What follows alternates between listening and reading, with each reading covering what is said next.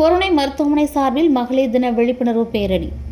உலக மகளிர் தினத்தை முன்னிட்டு பெண்களின் தனித்திறமையை வளர்த்துக் கொள்ளவும், பெண்களின் உரிமையை பெண்களை உணரவும், பெண்களின் உரிமையை நிலைநாட்டவும் வலியுறுத்தி பொருணை மருத்துவமனை மற்றும் சாராள் தக்கர் பெண்கள் கல்லூரி நாட்டு நலப்பணி திட்ட குழு சார்பில் மாபெரும் விழிப்புணர்வு பேரணி பெருமாள்புரத்தில் உள்ள சாராள் தக்கர் கல்லூரி முன்பாக துவங்கியது.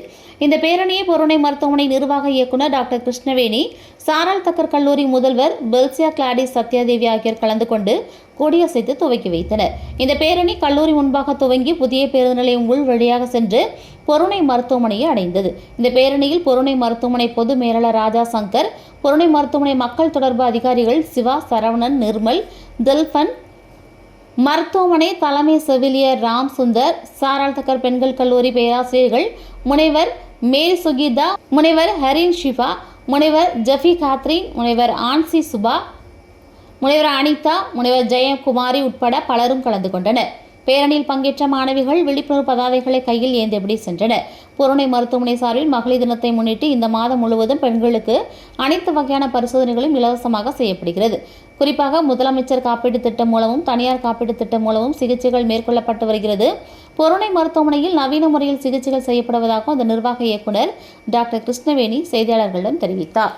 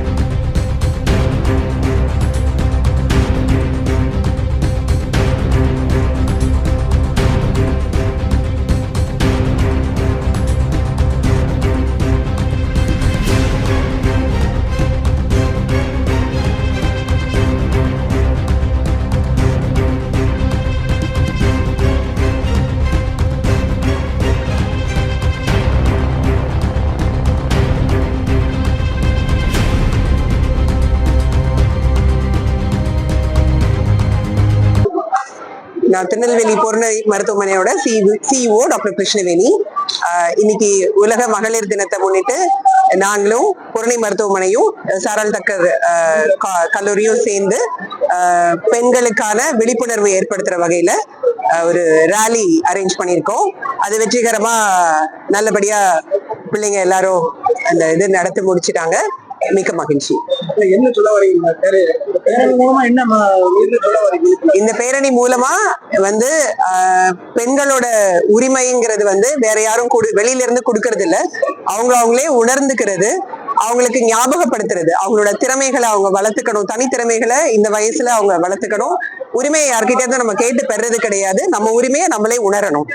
அதை சொல்ல வர பொருணை மருத்துவமனை இந்த பெண்களுக்கான அந்த மகளிர் தின கொண்டாட்டத்துல இந்த உரிமையை நிலைநாட்டுறதுக்கு நாங்க எப்பயுமே வந்து உறுதுணையா இருக்கோம்.